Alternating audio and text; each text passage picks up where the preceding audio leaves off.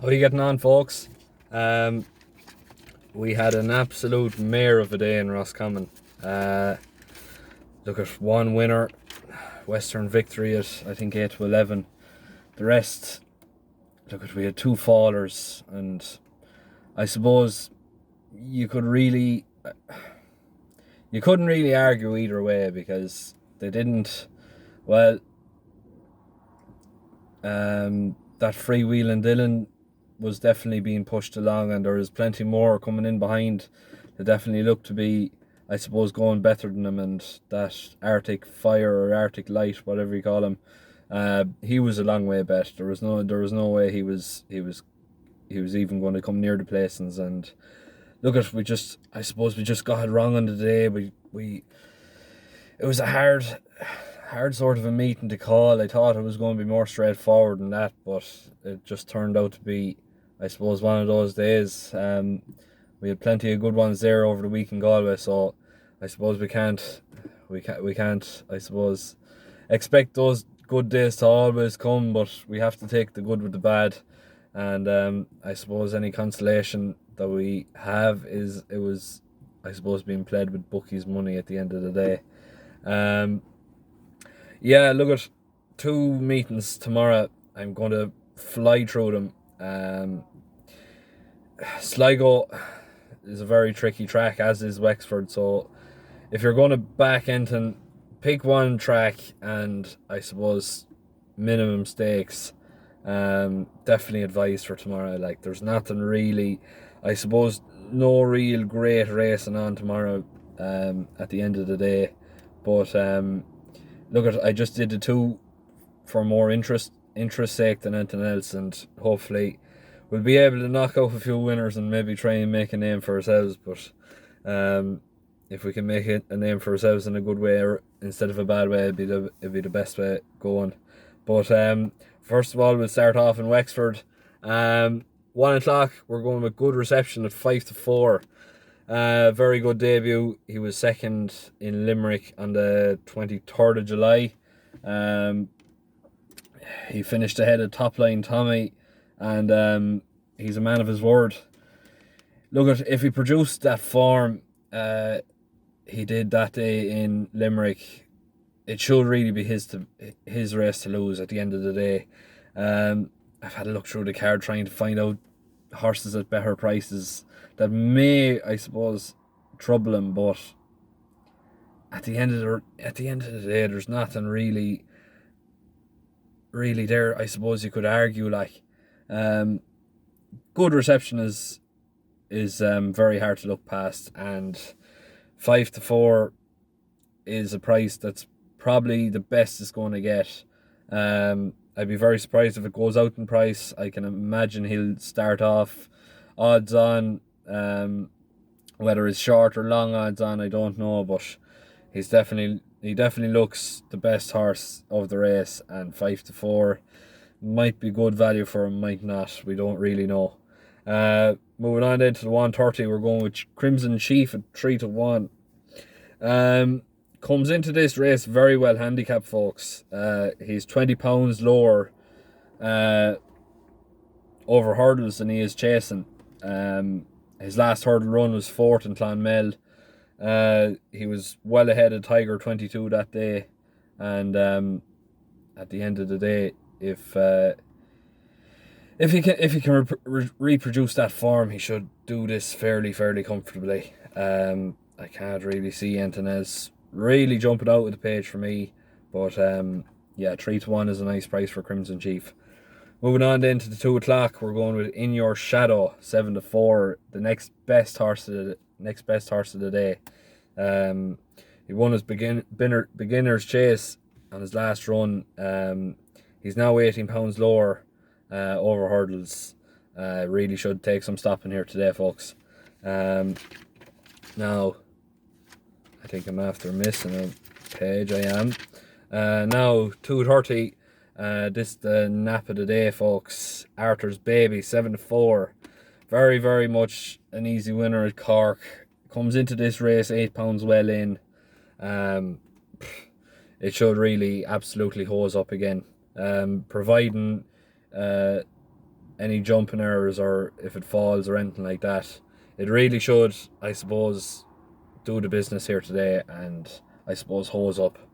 Now 3 o'clock, Papong, 3-1. Yeah, very nice one here now. He's the only horse of the race to ever actually win around Wexford. The rest of them haven't actually raced around Wexford before. It's a tricky enough track. Very much, I suppose, it's a bit like a roller coaster sort of a track. It's very sort of tight and like uphill, downhill, all that sort of crack. And it's like you need a horse that I suppose handles the conditions more so than anything else to get around it. But Papong definitely does.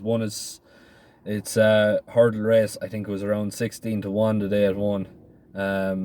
He won that very, very comfortably that day. It was a very good hurdler, like when he was hurdling. He's gone chasing now.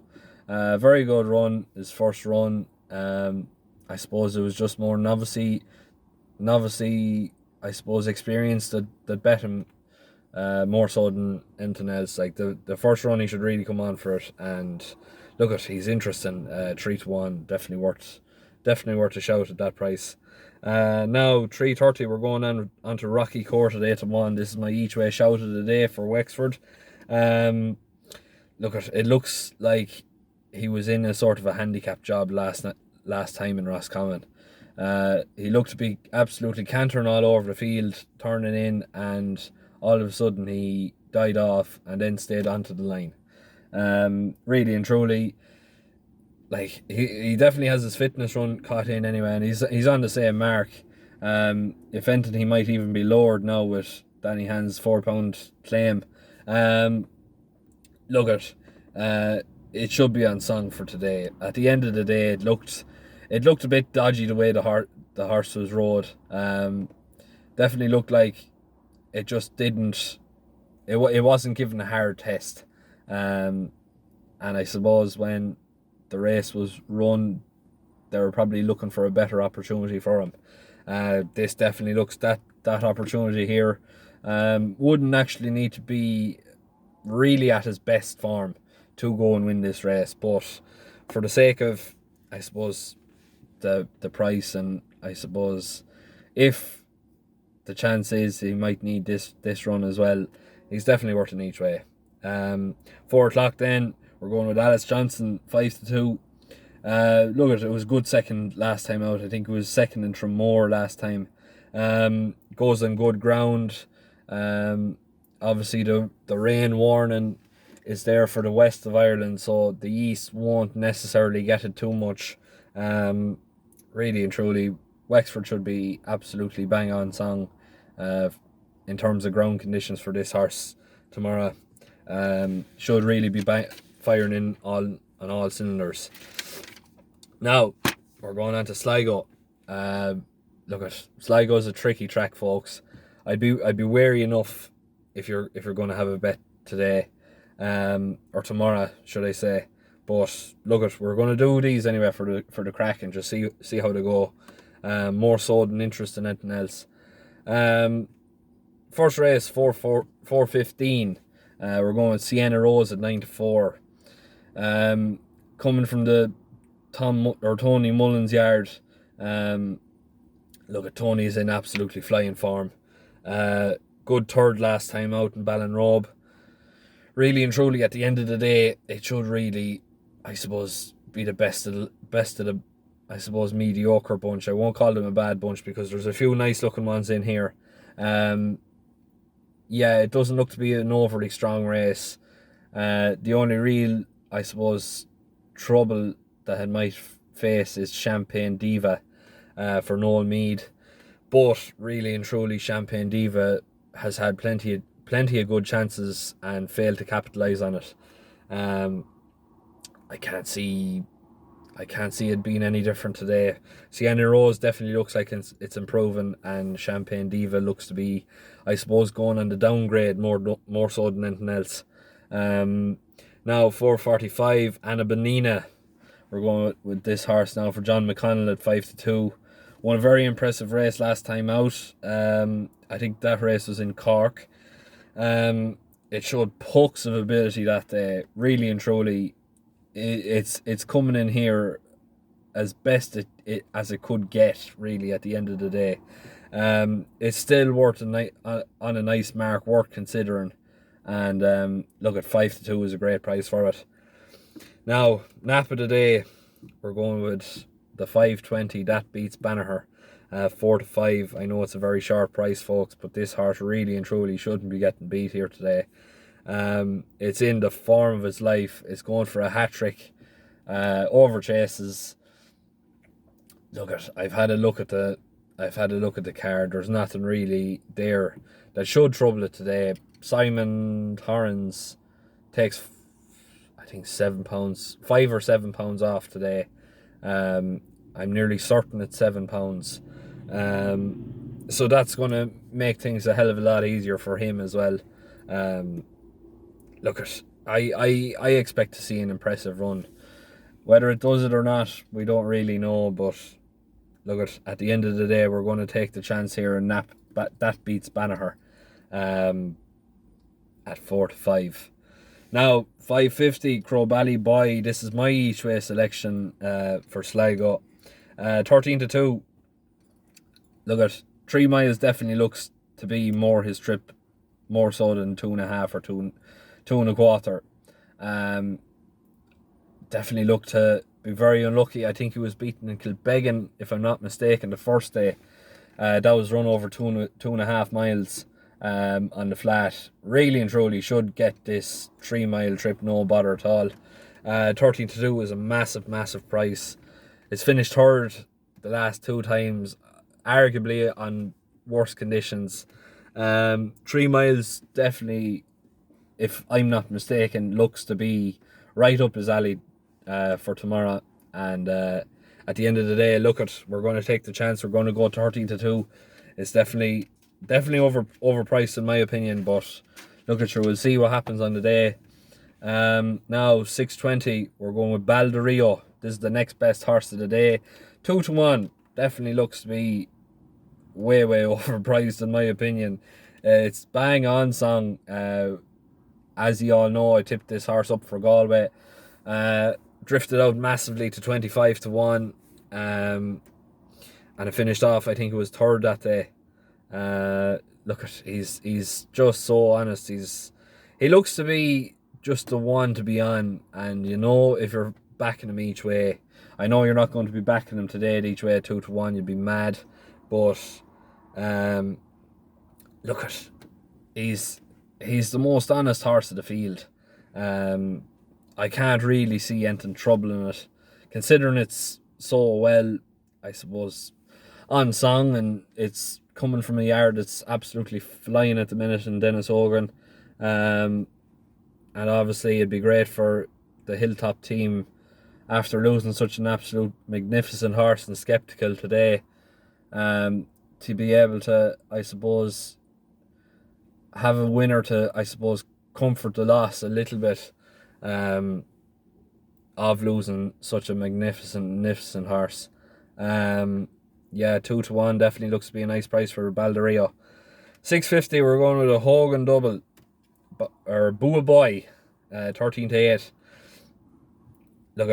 Very impressive in Galway. Definitely looked to be, I suppose, the best, or coming into his best form, I suppose, now.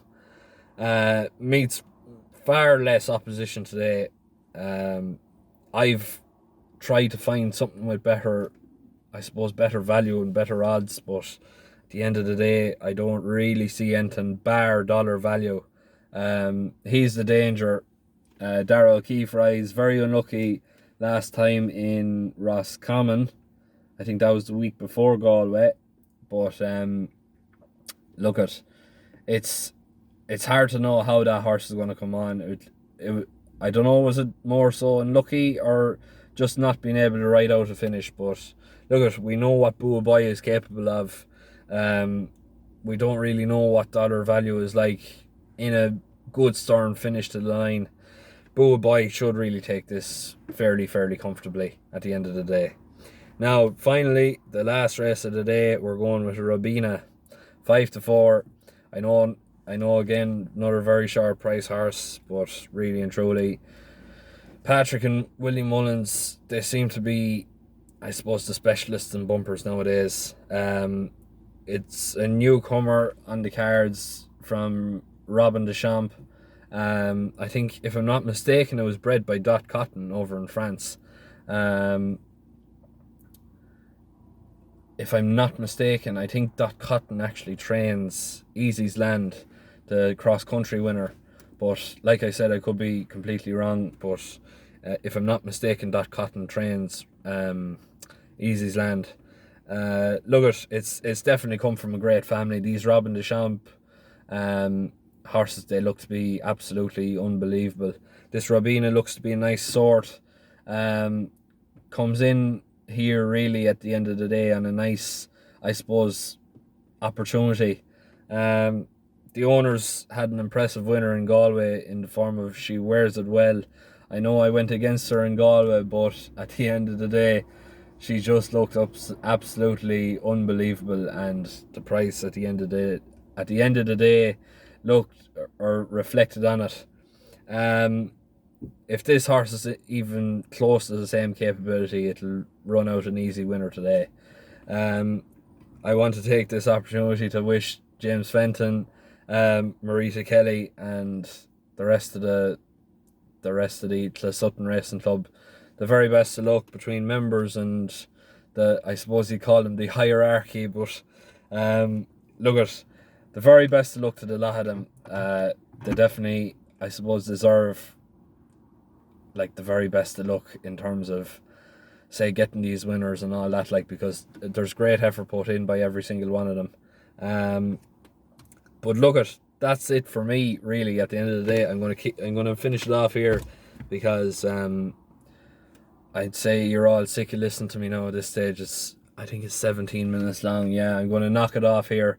But look, best of luck tomorrow, whatever you're doing, and hopefully we're going to start turning the farm around sooner rather than later. Anyway, at the end of the day. But look, thanks very much for listening.